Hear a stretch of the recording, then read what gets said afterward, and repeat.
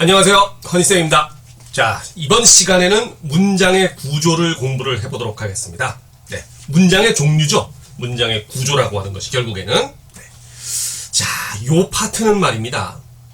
문법 전반적인 어떤 그 전체를 아우르는 종합편에 해당됩니다.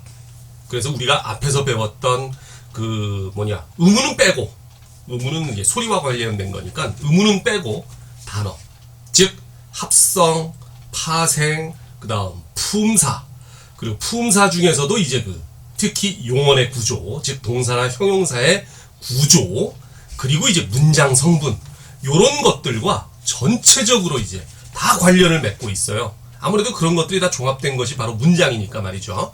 그래서 그 기본적인 개념들을 먼저 알고 있어야 요 문장의 종류, 문장 구조 파악하는데 어려움이 별로 없어요. 그래서 자신 없으신 분들은 앞에서부터 한 번씩 빠르게 쫙 한번 훑어 오신 다음에 그 다음에 요 문장 구조 파트를 갖다 공부를 해주시면 좋겠습니다.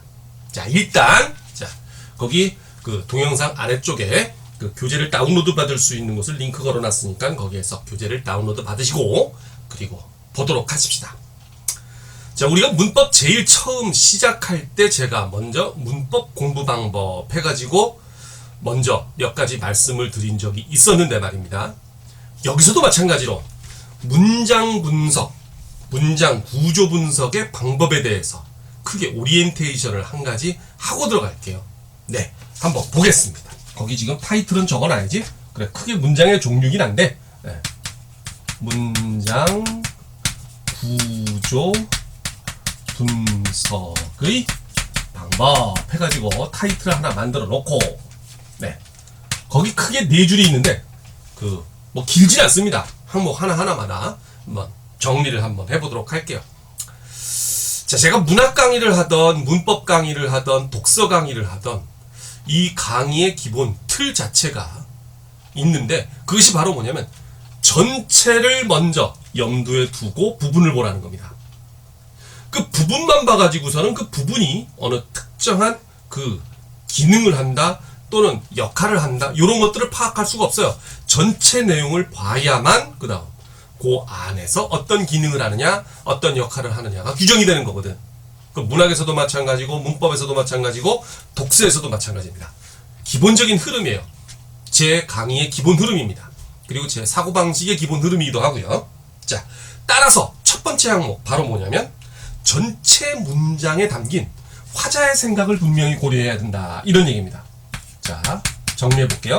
전체 문장에 담긴 화자의 생각을 고려해라. 네, 고려할 것. 네, 요렇게 일단 처음 정리를 해 두시고요. 전체 문장이 무엇을 말하려고 하느냐에 따라서 문장 성분이 달라진다니까. 문장 성분이. 자, 내일 만나자 하면 내일은 바로 뭡니까? 부사 어로 작용을 한 거예요. 그쵸? 예. 근데 내일이 그날이야 해버리면 내일이는 주어가 돼버리지. 그쵸? 그리고 내일 만나자 했을 때 내일은 부사고 품사로 따지면 내일이 그날이야 했을 때는 명사죠, 내일이. 왜? 뒤에 주격조사가 붙었으니까. 바로 이런 식으로 전체 문장의 의미가 아니구나. 전체 문장에 담긴 생각이, 의미는 단어에 들어가 있는 거고, 그죠? 네. 문장 전체에 담겨 있는 생각이 무엇이냐에 따라서 하나하나 단어가 가지고 있는 의미, 기능, 이런 것들이 달라진다는 거 분명히 명심하셔야 됩니다. 그래서 전체 문장에 담긴 화자의 생각을 먼저 고려해라. 그 다음, 작은 단위가 있고 큰 단위가 있는데 큰 단위부터 먼저 퉁퉁퉁 잘라놔야 돼요. 그래야 큰 단위 안에서 다시 작은 걸 나눠나갈 수가 있다고. 그걸 생각하지 않고 그냥 작은 것부터 앞에서부터 쫙 잘라오다 보면 이게 전체적으로 무슨 역할을 하는지 알 수가 없어져요. 그래서 일단 전체 문장에 담긴 화자의 생각을 먼저 파악하고 그 다음 그 생각 안에서 큰 덩어리, 의미 덩어리를 잘라라. 그래서 그 다음에 두 번째, 그 후에 이제 큰 의미 덩어리, 그쵸? 예, 요거를 갖다가 이제부터 분석해 들어가라.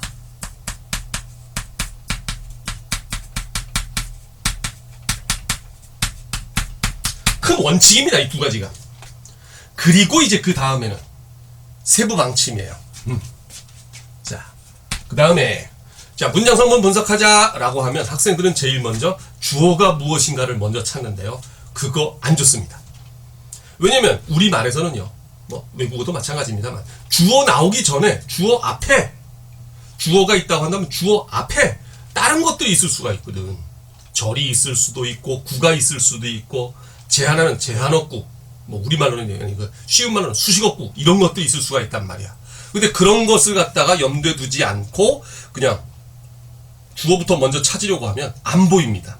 이게 문장 전체의 주어인지 아니면 특정한 어떤 아니구나. 주어니까 절에 주어가 해당되는 건지 작은 새끼 주어인지 그러니까 그것이 구별이 안 된단 말이죠. 주어부터 찾으면. 그럼 어떻게 하느냐? 자, 세 번째 먼저 뭐부터 찾는다? 서술어부터 판별합니다.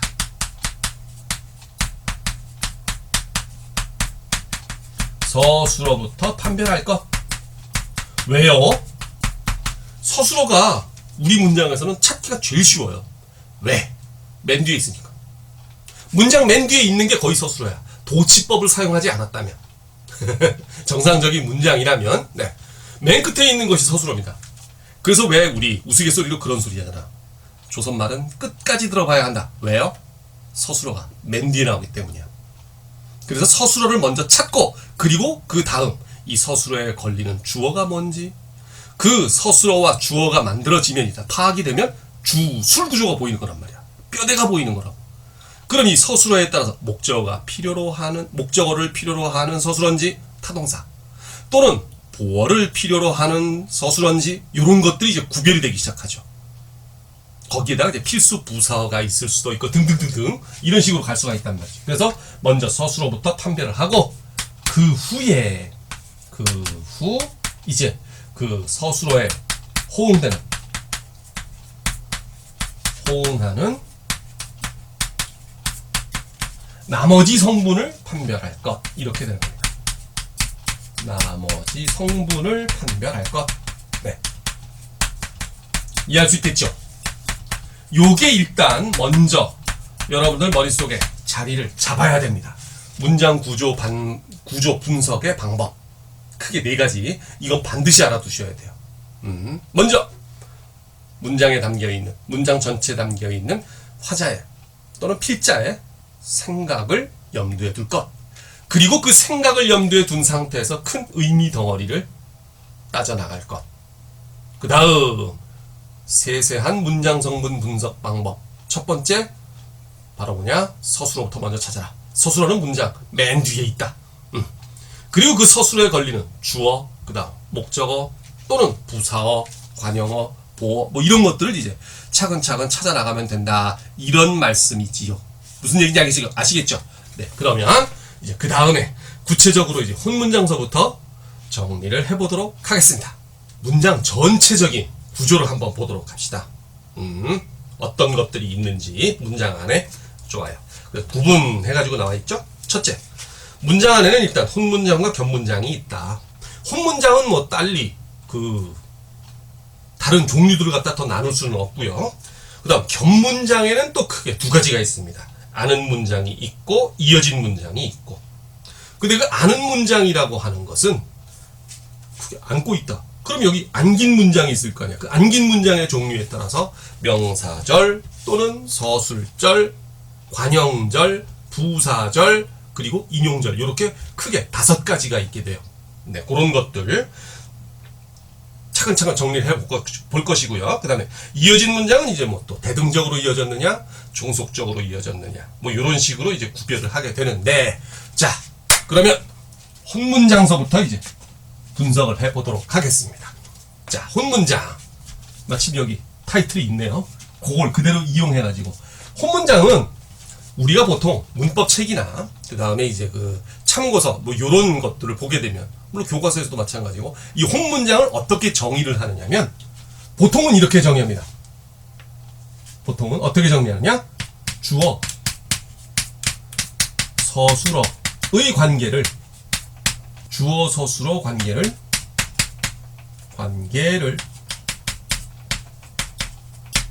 한 번만 나타내는 문장이다. 이렇게 정리를 하거든요. 또는 주어 서술어 관계가 한 번만 나타나는 문장이다. 뭐 이렇게 정리도 합니다. 네, 일단 교과서적으로는 그래요. 근데 말입니다, 요대로만 생각하고 문장 구조 분석에 덤벼들었다가는 낭패를 보는 경우가 생겨요. 왜요? 이거는 편의상 정리해 놓은 혼문장의 정의예요. 실제적으로는 여기에서 살짝 벗어나 보이는 그런 것들도 좀 있습니다. 원칙적으로는 이게 맞는데 실제로 보다 보면 눈에 보이는 건 그게 아니라는 말씀이지.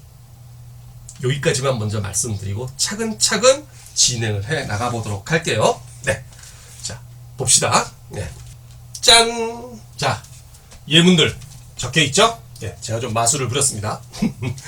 자, 농담이고 일단 예문들을 보면서 구체적으로 이제 하나씩 잡아나가 봅시다. 자, 문장 성분 분석할 때는 뭐 이제 원칙 크게 두 가지. 먼저 앞에 거, 그 문장 안에 담긴 필자나 화자의 생각을 고려하고 큰 의미 덩어리를 따져나가고 먼저 그래요. 근데 여기서는 지금 그것까지 갈 필요는 없어요. 문장들이 단순하니까.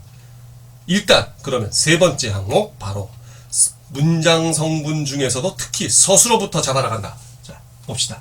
서술어가 어떤 거예요? 바로 요거. 읽는다가 서술어죠. 읽는다는 서술어인데 서술어는 보통 피로 서술을 합니다. 그죠? 네, 일단 처음이니까 요거를 적어 드릴게. 피. 네. 그 다음 읽는다에 걸리는 그럼 주어가 뭡니까? 주어는 허니가. 그쵸? 요게 주어. 허니가. 참. 다시 한번 높아지면서 말씀드리는데 주어 하게 되면 주격조사를 포함하는 겁니다. 그래서 읽는다에 걸리는 주어가 뭐야? 그럼 허니가까지가 주어가 되는 거야. 읽는다의 주체는 뭐야? 그러면 허니까지만이죠. 다시 한번 문장 성분 분석에서 주어를 물어보면 주격조사를 포함하고요. 그 다음 주체만 물어보면 주격조사는 빼는 겁니다. 막 목적어 객체도 마찬가지예요. 철수가 영희를 사랑한다에서 목적어 하면 영희를까지고요. 그 다음 객체는 뭐냐? 영희까지가 되는 겁니다. 이해되시겠지? 네. 자, 다시 갑니다. 그러면 나머지는 뭐야? 책을은 목적격조사 을이 붙었으니까 목적어가 되겠죠? 목적어는 영어로 오 이렇게 표현을 합니다. 빨리는 이제 부사어가 되겠지. 부사만으로 이루어진 부사어. 자, 그래서 주어 서술어 관계를 한 번만 나타내는 상황이다. 혼문장 되네. 이런 식으로 가는 거야. 그지? 네. 이런 식으로. 그래. 혼문장. 밑에 건 어떻게 됩니까? 허니가 미니와 길에서 마주쳤다. 역시 마찬가지로 마주쳤다가 서술어가 되겠죠? 주어는요, 당연히 허니가가 되는 거지. 그지? 허니가. 주격조사가 붙었으니까 주어지. 또는 거꾸로 주어니까 주격조사가 붙은 거겠지요? 다음. 길에서는 뭐야? 장소를 나타내는 장소 부사격조사가 붙어서 부사어가 된 거잖아. 에서는 장소를 나타내는 부사격조사. 미니와 했을 때, 요 미니와는 영어로 따지면 with와 관계되겠지. with. 그죠? 네. 동반의 의미를 나타내는 부사격조사다. 와가. 그러니까 요거는 부사어가 되는 거야. 자, 다시 요게 부사어라는 이야기는 요게 뭐라는 거? 부사격조사라는 거죠.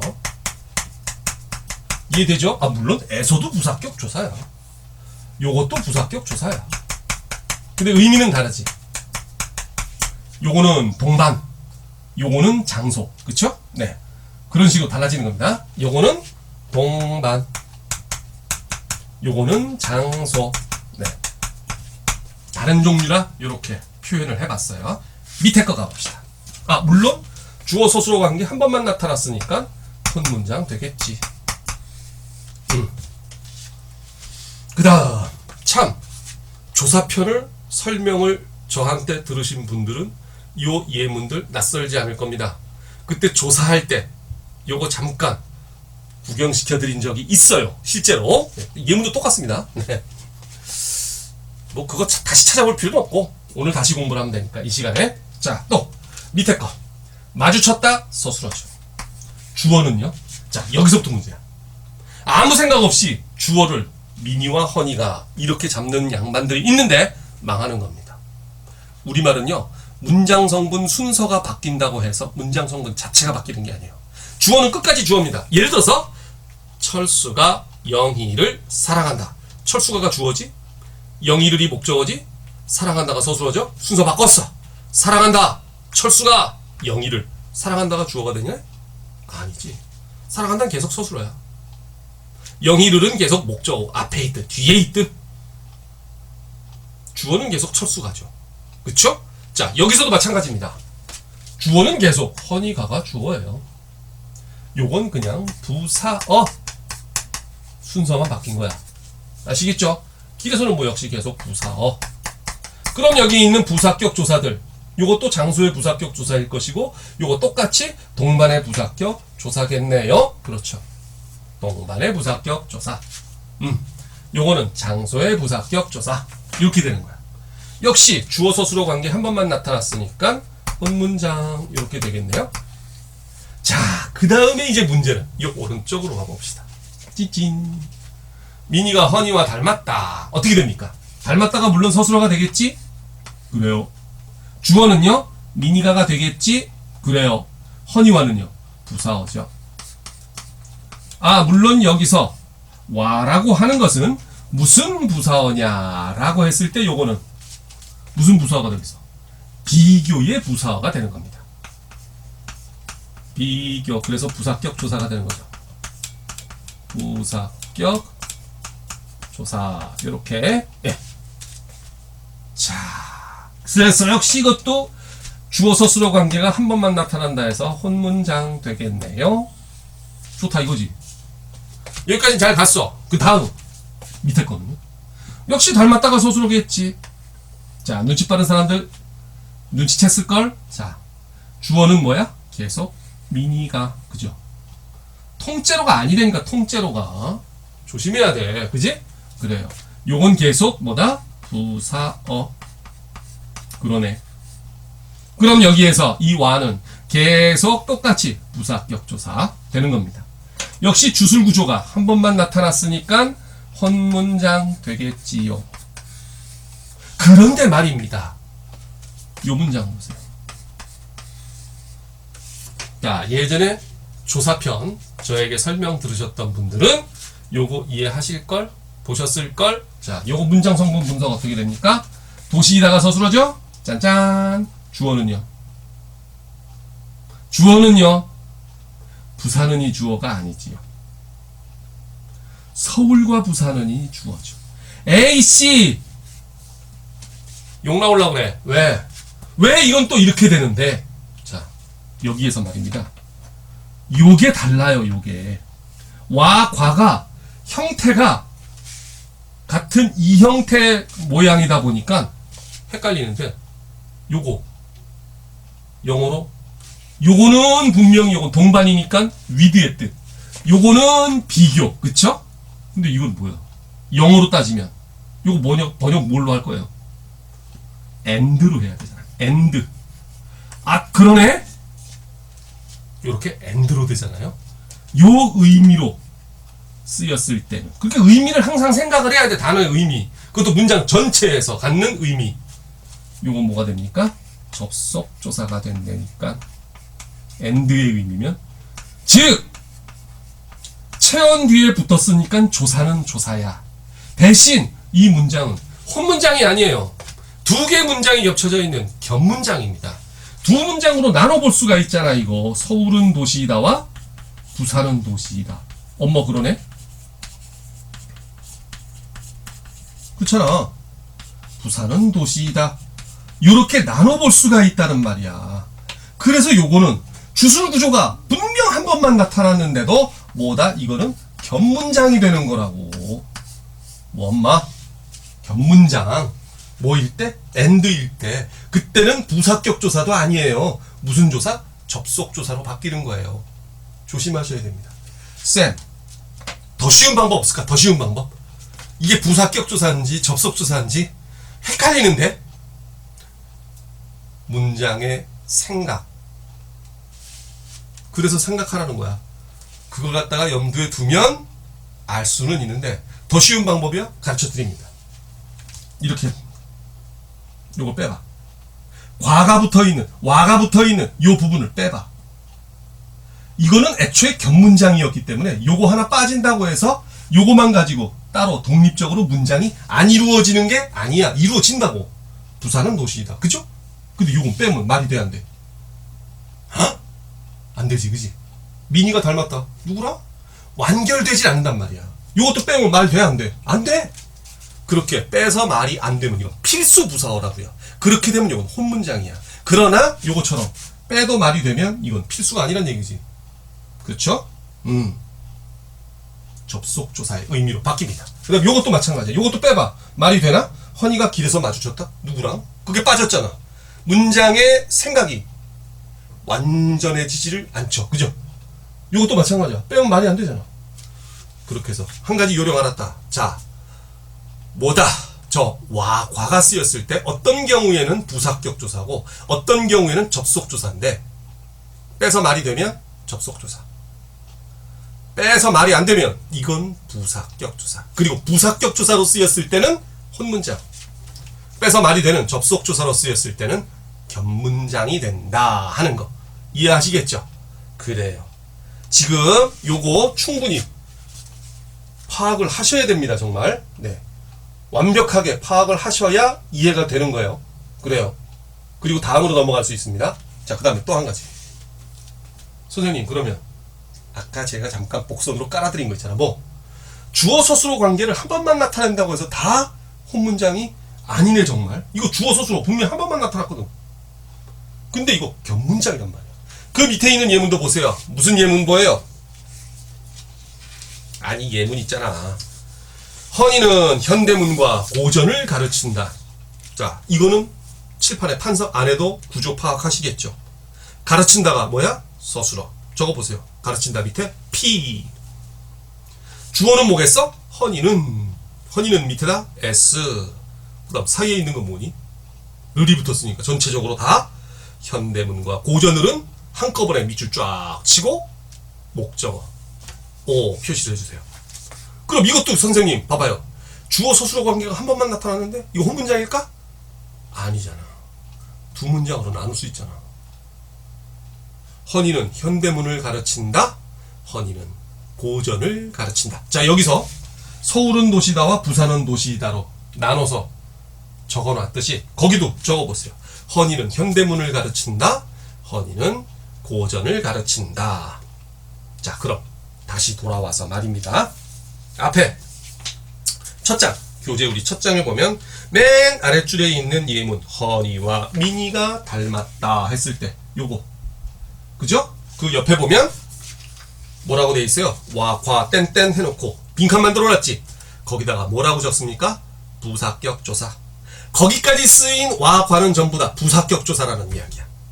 근데 다음 장 넘어가 보세요. 두 번째 장 넘어가 보시면 서울과 부산은 도시이다. 그 다음 허니는 현대문과 고전을 가르친다. 이때는 와, 과가 뭐라는 얘기입니까? 여기 사용된 접속조사라는 얘기죠. 이해하시겠지? 그래. 필기 그대로 해주시고 그럼 이제 뭐가 남아? 밑에 있는 예문 하나 더 남네. 허니가 재미있는 책을 읽었다. 요거는 조금 나중에 다음 파트. 자, 그 다음 아직 넘어가지 마세요. 이어진 문장 아직 안 넘어갑니다. 우리 이거 마음에 안 들잖아. 바꿔봐야지. 어떻게 바꿔봐야 돼? 이제 주어 서술어 관계를 한 번만 나타내는 문장 또는 주어 서술어 관계가 한 번만 나타나는 문장을 혼문장으로 알고 있으면 안 돼. 그럼 여러분들은 어떻게 알고 계시느냐? 지금부터 허니 선생님들의 학생들은 이렇게 알아두시면 됩니다. 뭐냐? 문장을 의미상입니다. 의미상. 사실 생각상이라고 적어야 되는데 의미상 둘 이상으로 나누어 볼 수 있는 문장, 없는 문장? 없는 문장. 있으면 뭐가 돼? 겹문장이 돼버리잖아. 그죠? 그리고 요거는 쫙 지워주세요. 화이트로 지우지 마세요. 그럼 써놓은 의미가 없어지니까. 두 줄로 쫙 지워주세요. 네. 그리고 그 밑에 여백에다가 이걸 써주는 거야. 문장을 의미상 또는 문장이 담고 있는 생각상. 사실은 생각상이 정확한 건데 둘 이상으로 나누어 볼 수 없는 문장. 근데 이거 둘 이상으로 나누어 볼 수 있으면 겹문장이 된다. 이해되시겠지? 그래요. 여기까지 해야 이제 혼 문장이 대충 되는 거야. 대충이라고 했습니다. 예. 여기까지가 이제 혼 문장, 그 다음에 겹문장 들어가 보도록 할게요. 네. 자, 이번엔 겹문장입니다. 네. 겹문장. 겹문장도 이제 우리 그렇게 적을 수가 있죠. 뭐라고 적을 수가 있어? 아까 앞에서 혼문장의 정의를 적었던 것처럼 한번 쭉 적어 봅시다. 주어, 서술어 관계를 2번 이상 나타내는 문장. 일단 적어 보세요. 네. 어차피 쓰고 지울 거지만 일단 적어 보세요. 네. 주어, 서술어 관계를 2번 이상 나타내는 문장. 네. 그렇게 적어 주시고 이제 우리 그거를 뭐 할 차례야 이제? 지워야죠. 썼다가 지우긴 좀 그렇지만 일단 쫙 또 지워 주시고 그 밑에다가는 뭐라고 쓸까요? 아까 혼문장 밑에다가 썼듯이 적어 봅시다. 문장을 의미상 둘 이상으로 나누어 볼 수, 그렇지, 이번에는 있는 문장. 이렇게 적으셔야죠. 다시 한번. 문장을 괄호 열고 의미상 괄호 닫고 둘 이상으로 나누어 볼 수 있는 문장. 그래요. 그렇게 적어두시면 되겠습니다. 칸이 좁다고요? 그럼 그 위쪽에다 적으면 되지 뭐. 여백 많은데. 네. 그 다음 그 중에 다시 이제 아는 문장 왔습니다. 아는 문장. 네. 아는 문장하고 이제 그 다음에 이어진 문장이 있는데 아는 문장과 이어진 문장. 그래요. 나중에 이제 정리를 해 드릴 텐데요. 일단 아는 문장 보십시다. 아는 문장은 거기 있는 정의대로 안긴 문장을 가지고 있는 문장인데 그 안긴 문장의 종류가 5가지예요. 명사절, 서술절, 관형절, 부사절, 인용절. 먼저 명사절을 아는 문장부터 일단 봅시다. 자, 명사절을 아는 문장. 이 명칭 자체가 그냥 만들어진 거는 아니에요. 뭐냐면 자 봐봐요. 명사절을 아는 문장이니까 이 명사절은 뭐겠어요? 당연히 명사 역할을 하는 절이거든. 옆에다 메모해보세요. 명사 역할. 네. 그 명사 역할이 문장 안에서 뭔데? 주어, 목적어, 뭐 등등등 요런 것들을 이루는 것이 바로 뭐가 되는 거야? 명사절을 아는 문장이 되는 거지. 명사 역할을 하는 절이 명사절이고, 예. 그 명사절을 아는 문장이 이제 명사절을 아는 문장이지 뭐. 그 예문은 거기 있는 대로 이제 2가지가 있어요. 나는이 아니지. 얼굴이 예쁘기가. 얼굴이 예쁘기가 천사와 같다라는 예문이 있고요. 네. 그 다음 2번째 예문은 뭐예요? 나는 네가 옳았음을 알았다. 나는 네가 옳았음을 알았다. 을 알았다. 자, 문장 성분 분석해 봅시다. 역시 우리 순서대로 가보자고요. 제일 먼저 뭐부터 한다고 그랬어요? 서술어. 서술어가 뭐야? 제일 끝에 있는 같다. 뭐가 같은데? 얼굴이가 주어. 뭐와 같은데? 천사와 같다. 얼굴이 천사와 같다가 아니지. 문장 전체가 담고 있는 생각. 그리고 큰 덩어리 따져보세요. 얼굴이 천사와 같은 거야? 얼굴 예쁜 것이 천사와 같은 거야? 달라졌죠? 그러네. 얼굴이 천사와 같은 게 아니잖아. 그럼 예쁘기가 뭔데? 얼굴이 예쁜 거 아니야? 그래. 얼굴이 예쁜 것이 천사와 같은 거지. 그러면 이 예쁘기는 뭔데? 얼굴이에 걸리는 서술어. 그럼 문장 전체 서술어는 뭐예요? 얼굴이 예쁘기가가 통째로 뭐가 되는 겁니까? 주어가 되는 거죠. 그리고 이 안에 있는 것은 절 안의 주술구조. 즉 같다에 걸리는 주어는 뭐예요? 얼굴이 예쁘기가. 그 얼굴이 예쁘기가 안에서 주어는 뭡니까? 얼굴이. 예쁘기가는 뭐예요? 얼굴 위에 걸리는 서술어. 예쁘다. 그런데 여기서 재밌는 거는, 자, 요거 보세요. 예쁘다 하는 건 분명 형용사죠, 요거. 그런데 거기 뭐가 붙었어요? 기가 붙었어요. 근데 요놈의 기가 붙다 보니까 뒤에 가가 붙을 수 있었네. 자, 예쁘다는 분명 형용사, 용언인데 그 용언 뒤에 어머? 가라는 뭐가 붙었어요? 주격 조사가 붙었어요. 이렇게 될 수 있게 만들어준 게 바로 뭐예요? 기. 요 기가 뭔데? 바로 형용사를 뭐처럼 만들어주는? 명사처럼 만들어주는 명사형 뭐가 된다? 전성어미가 된다. 제가 뭐라 그랬습니까? 이 문장 구조 분석하다 보면 그 앞서 공부했던 모든 문법의 사항들을 갖다 총복습을 할 수가 있다고 그랬죠? 이거죠. 그래. 그 다음에 천사화는 당연히 비교의 부사어. 그치? 자, 주술 구조가 한 번만 나타나진 않았네요. 2번 이상 나타났죠? 그리고 문장 자체를 2개로 나눌 수가 있었습니다. 얼굴이 예쁘다. 그것이 천사와 같다. 이런 식으로. 그래서 견문장. 견문장 중에 아는 문장, 이어진 문장, 아는 문장. 그러면 안긴 문장의 종류는 명사절. 이렇게 되는 거죠. 구조 파악되십니까? 좋아요. 밑에 거 봅시다. 알았다가 당연히 서술어. 누가 알았는데? 나는 주어. 뭘 알았는데? 그래. 요것도 요게 통째로 목적어가 되겠네. 근데 그 목적어 안에 내가라는 주어가 있고 옳았다라고 하는 서술어가 있네요. 여기서도 마찬가지로 자, 옳다라고 하는 것은 형용사죠. 이 형용사 어간에 at은 물론 과거 시제 선어말 어미고 음이라고 하는 요것이 붙어가지고 뭐가 됐어요? 을이라는 목적격 조사가 붙을 수가 있었지. 요것도 명사형 전성어미가 되겠네. 그러네. 요 을은 물론 목적격 조사가 되는 거죠.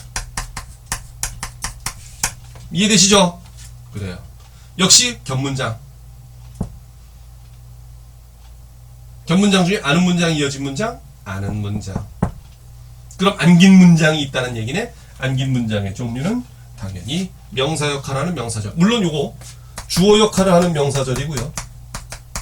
문장 성분상으로는 주어. 그 다음에 절의 종류로는 명사절. 요거는 문장 성분상으로는 목적어. 절의 종류로는 명사절. 이렇게 되는 겁니다. 이해되시겠지요? 좋아요. 자, 여기까지가 일단 명사절이고요. 다음 넘어갑니다. 자, 다음은 서술절을 하는 문장이에요. 자, 서술절을 하는 문장도 역시 마찬가지로 명칭에서 우리 개념을 파악할 수가 있어요. 서술절을 하는 문장이니까 서술절이 되는 거지. 이 서술절은 바로 뭐 역할을 하는 거야? 서술어 역할을 하는 거야. 아, 그러면 잘 봐. 서술어 역할을 하는 절이 있다? 서술어 자리에 절이 들어갔다는 거지. 그럼 서술어가 맨 뒤에 있고 주술? 그 앞에 주어가 따로 있다는 거야. 그럼 주술이 되네? 그렇죠. 그래서 구조가 어떻게 되느냐면 주어가 하나 있고 그 다음 또 주어가 있고 서술어가 있는 요 구조가 되는 거야. 근데 요거는 새끼가 되고 요게 서술어가 되는 거지. 대충 그림 그려지십니까? 그래서 이걸 겹주어 구문이다, 이중주어 구문이다 이렇게 일컫는 학자분들도 계세요. 오호, 서술어 역할을 하는 절이다 이거지. 자, 여기에 예문은요, 대표적인 게 그 밑에 3가지가 있습니다. 토끼는 앞발이 짧다. 네. 그 다음 또 선생님께서 감기가 드셨다.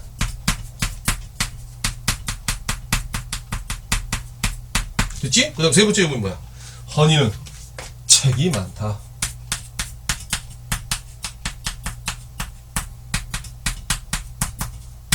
좀 많아요. 제가 하도 많아서 어떤 책을 갖다가 내가 갖고 있는지 그걸 갖다가 몰라가지고 뭐 어떻게 보면 같은 책을 갖다 막 3권씩 사고 그랬더라고. 안 되겠다. 정리를 하자. 그래가지고 한 7, 8년 전부터 그거 내가 갖고 있는, 선생님이 갖고 있는 책을 다 쫙 엑셀로 리스트로 정리를 해봤거든요. 놀랍게도 2,400 얼마가 200 몇십 권도 아니고 2,400 얼마. 아, 그거는 그 실제 종이로 만든 책도 있고, 그 다음에 PDF로 가지고 있는 책이 있거든요. 뭐냐면 도저히 구할 수가 없는 책들이 있어. 시중에 다 절판돼가지고. 그러면 이제 어떻게 돼? 공공도서관이나 이제 학교 도서관 가가지고 빌려야지. 빌린 다음에 이제 PDF로 다 뜨는 거야, 스캔을. 그래가지고 만들어 놓은 게 합해서 종이책, PDF책 합해서 2,400권 정도 되더라고요. 죽을 때까지 읽을 거 걱정은 없습니다. 예, 차근차근 읽으면 되니까. 예. 물론 안 읽은 책도 많고 읽은 책도 많은데, 이제 하여간 자 봅시다. 예문. 자, 분석해 봅니다. 어쨌든 맨 뒤에 있는 게 서술어라며. 짧다. 뭐가 짧은 거야? 자, 이제 보세요. 토끼가 짧은 거니? 앞발이 짧은 거니? 아, 물론 토끼도 짧긴 하지. 길진 않잖아, 토끼가. 근데 앞발하고 토끼하고 놓고 봤을 때 어떤 게 짧은 거예요? 앞발이 짧은 거지. 그지? 네. 그럼 요 앞발이 짧은 것이 지금 뭐야? 토끼의 상태를 서술하고 있는 서술어가 된단 말이야. 요렇게. 알았다. 그지? 그리고 요거는 새끼 주어, 새끼 서술어. 그러니까 문장 전체 주어는 토끼는이 되는 거죠. 그래서 주어, 서술어. 물론 절은 서술절입니다. 서술어 역할하는 절, 서술절 이렇게 되는 거죠. 물론 이것도 견문장이고, 견문장 중에 아는 문장, 안긴 문장의 종류는 서술절 이런 식으로 되는 거죠. 이해되시겠지요? 네. 밑에도 마찬가지야. 드셨다. 뭐를 드셨는데? 점심을 드셨다. 그 문장 구조가 달라져. 그거는 그게 아니야. 감기가 드셨다야. 감기를 드신 게 아니고 감기가 드셨다. 선생님께서 드셨다가 아니잖아. 감기가 드신 거지. 짠, 이렇게 되고, 이 감기가 드신 것이 선생님의 상태를 나타내는 서술어가 된다 이거지. 요게 주어. 그럼 역시 이것도 서술절 이렇게 되는 거야. 오, 예. 이 예문이 상당히 그 응용 범위가 넓어요. 단어가 바뀌면서. 자, 토끼는 앞발이 짧다. 티라노사우루스도 앞발이 짧죠. 하마는 입이 크다. 길이는 목이 길다. 코끼리는 귀가 크다. 뭐 코도 길다. 그죠? 네. 누구는 머리가 좋다. 또 머리가 크다. 이런 식으로. 전부 다 이게 뒤에 상태를 나타내는 서술절이 되는 거야. 그치? 올, 그러네. 책이 많다도 마찬가지야. 허니가 많은 게 아니잖아. 책이 많은 거지. 책이 많은 상태. 아유, 띵띵, 이렇게 시작하지. 그 다음에 책이 많은 상태가 바로 허니의 상태가 되는 거지. 그치? 예. 그래서 요거는 문장 성분으로는 서술어, 그 다음 절의 종류로는 서술절, 요렇게 되는 거지요. 되시겠죠? 다음 넘어가려고 하다가 조심해야 할 게 하나 있어. 뭔데요? 철수가 휴학하고 군인이 되었다. 짜잔! 요런 예문이 있다고 합시다. 군인이 됐다? 그 상태가 철수가가 된 거지? 자, 견문장, 절의 종류는 서술절 하면 망해요. 선생님, 이건 또 왜 망하는데? 자, 서술어가 뭐야? 되다잖아, 되다. 되다! 느껴지는 거 없어요? 되다와 아니다는 뭐를 취한다? 보어를 취하는 거야. 그래서 요거는 서술어, 주어, 요건 보어가 된다고. 보어. 혼문장이에요. 이거는 조심해야 돼. 진짜 조심해야 돼. 얼핏 보면 뭐뭐가 뭐뭐했다, 뭐가 이런 식으로 해가지고 서술절과 구조가 거의 비슷해 보이지만 이거는 견문장, 아는 문장, 서술절을 아는 문장 아닙니다. 혼문장이에요. 주어, 보어, 서술어. 아시겠지? 두 문장으로 나눠볼 수가 없어. 이걸 어떻게 나눌래? 안 돼. 무슨 말인지 아시겠죠? 그래요. 이건 돼. 왜냐? 앞발이 짧다, 토끼가 그렇다. 그지? 감기가 드셨다, 선생님이 그러시다. 그렇다. 그지? 책이 많다, 허니가 그렇다. 이게 되는데, 이거는 군인이 되었다, 철수가 그렇다가 아니야. 이거는 두 문장이 아니야. 보호야, 보호. 되다, 아니다. 조심해야 됩니다. 서술절은. 자, 여기까지 해야 이제 서술절 설명이 완벽해지는 거예요. 자, 그 다음. 자, 관형절을 아는 문장 갑니다. 관형절 역시 마찬가지로 무슨 역할을 하는 거겠어요? 관형어 역할을 하겠지. 관형어 역할. 관형어가 하는 역할이 뭔데? 바로 체언, 제한이죠. 다시 말로 수석. 수식, 수석이 아니고. 네. 나는 미니가 성공했다는 소식을 들었다. 나는 미니가 성공했다는 소식을 들었다. 또 두 번째. 나는 재미있는 친구를 만났다. 나는 재미있는 친구를 만났다. 자, 이렇게 봅시다. 자, 문장 전체 서술어 갑니다. 들었다가 서술어가 되겠죠? 나는이 주어가 되겠지? 뭘 들었는데? 소식을 들었지? 목적어. 근데 그냥 소식이 아니네. 사이에 미니가 성공했다라고 하는 절이 들어가 있네요. 요게 통째로 소식을 수식해주고 있네요. 한정해주고 있지. 제한해주고 있지. 자, 그래서 요것이 뭐가 되는 거야? 명사를 제한해주기 때문에 뭐가 됩니까? 문장 성분상으로는 관형어, 절의 동류는 관형절 이렇게 되는 거지. 네. 관형어를 먼저 써야 되겠구나. 관형어, 그 다음에 절은 관형절 이렇게 되는 거야. 이해되시겠지요? 근데 여기서도 마찬가지로 성공하다라고 하는 것은 분명 동사인데 동사 뒤에 어떻게 동사가 명사를 수식할 수 있겠어? 제한할 수 있겠어? 바로 여기 있기 때문이지. 뭐 했다는 는 뭐예요? 이게 관형사형 전성어이죠. 전성어미 되지요? 그러네. 여기도 마찬가지. 만났다. 어떤 만났다? 몰라. 그냥 만났다. 누가? 나는 이렇게 돼 있어요?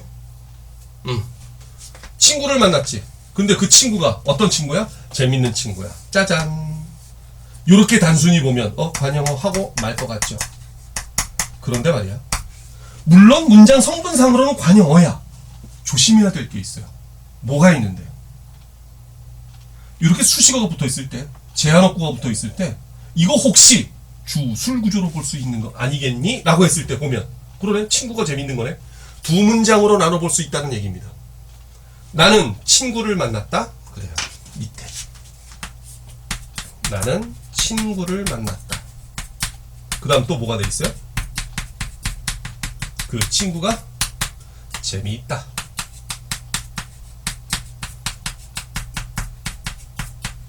이게 두 문장이 만들어진 거야, 이거지. 근데 여기서 친구가 둘 들어가니까 하나를 빼고 요거는 띵 만드는 거야. 그래서 요거를 갖다가 뭐라고 하느냐면 영어의 관계대명사 만드는 방식과 같다 해서 관계, 관형절 이렇게 얘기합니다. 그리고 위에 거는요.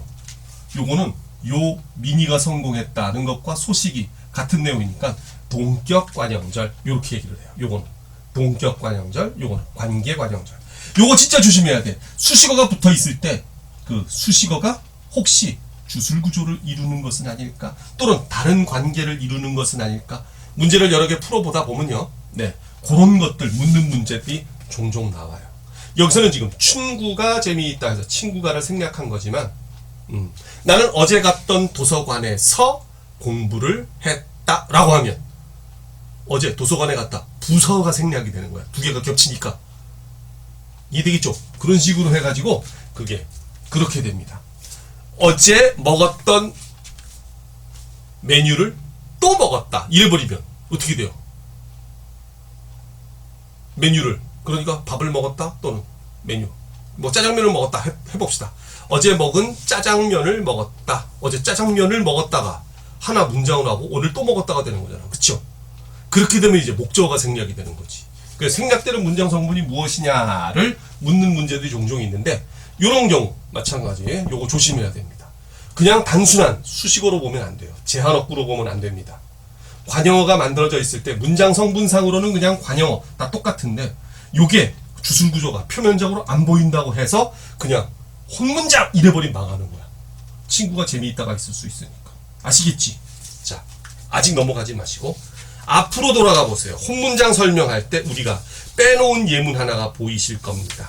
바로 앞 페이지에 허니가 재미있는 책을 읽었다. 자, 거기 어때요? 똑같은 구조죠. 그쵸? 허니가 책을 읽었다. 그 책이 재미있다. 그지? 똑같이 필기를 해두시기 바랍니다. 동영상 스톱 시켜놓고. 네. 역시 여기도 뭐 있는 했을 때 재미있다는 형용사인데 는 요게 이제 관형사형 전성어미가 또 붙은 거죠. 네.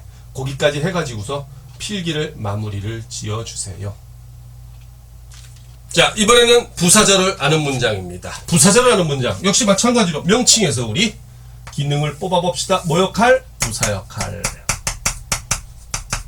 부사는 그래요. 서술어를 뭐한다? 제한한다.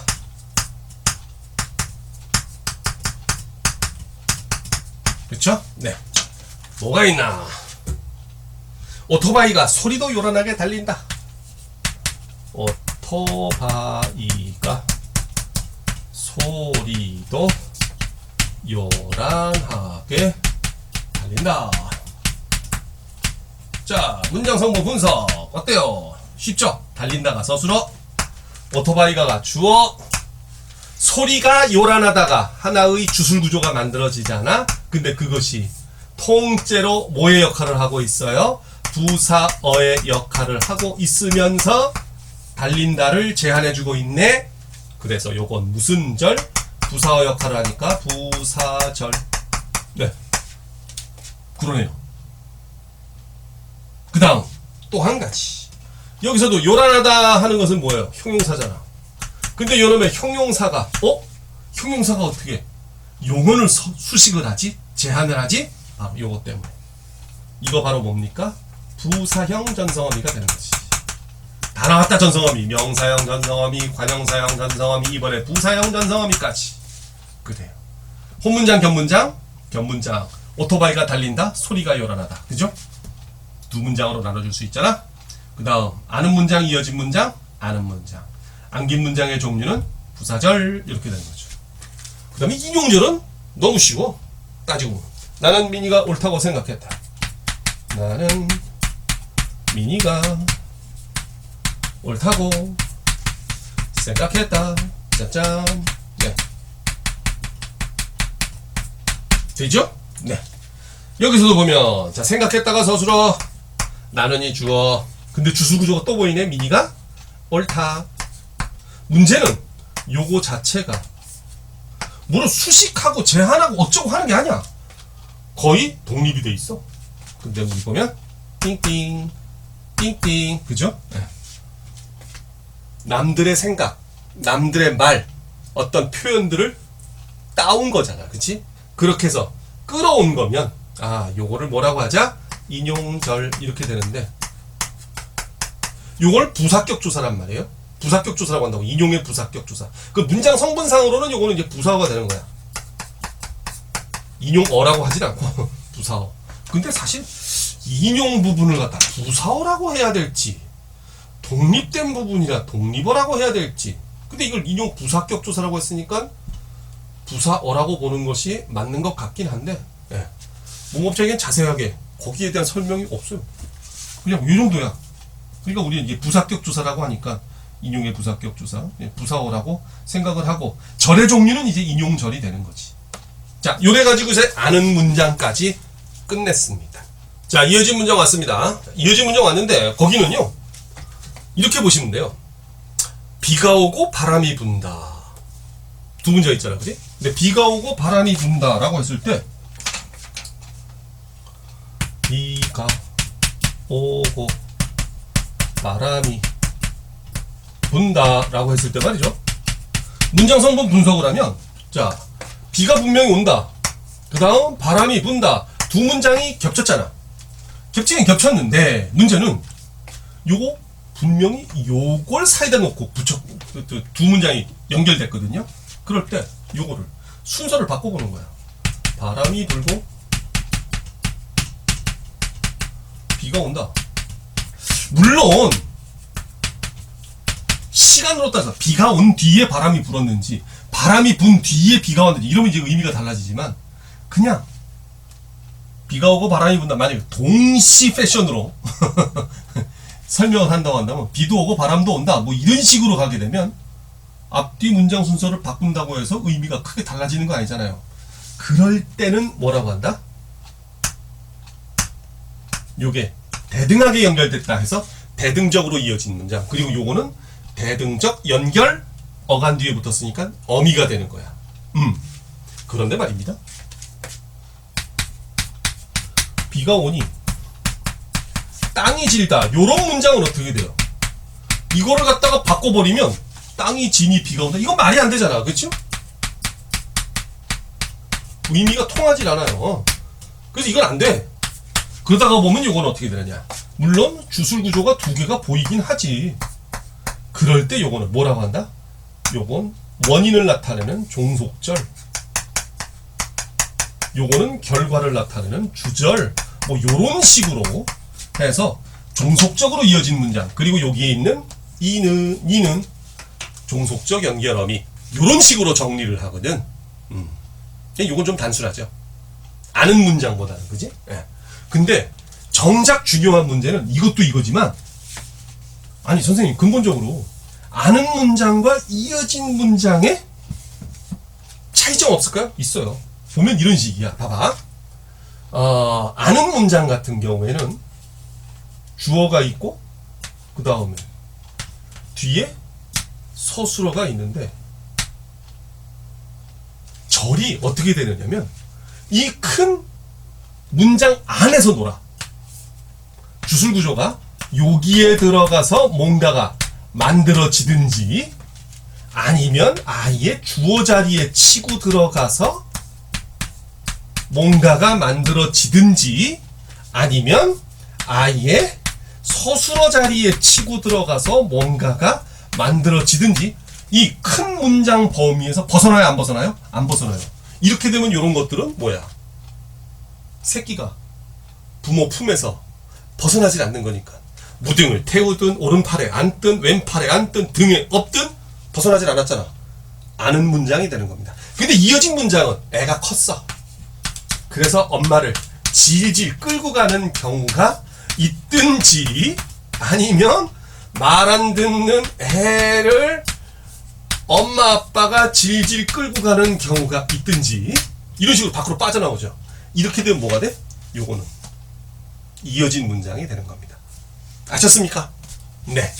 별 차이 없는 게 아니라 큰 차이가 있지. 벗어나질 않느냐? 벗어나느냐. 그죠? 요것도 그 밑에 아래쪽 교재 아래쪽 여백에다가 하나 적어 놓으시면 되겠어요. 왼쪽 것이 아는 문장 형태, 오른쪽 것이 이어진 문장 형태. 되시겠죠? 자, 요래 가지고선 우리 이제 문장까지 끝냈습니다. 자, 됐죠? 요런 정도로 해가지고 이제 이 강좌 문장의 종류 구분, 그 다음에 분석 방법 요걸 갖다 마무리를 짓겠습니다. 참 좋아요, 그 다음 구독 알림 설정 부탁드릴게요. 수고 많으셨습니다. 빠이.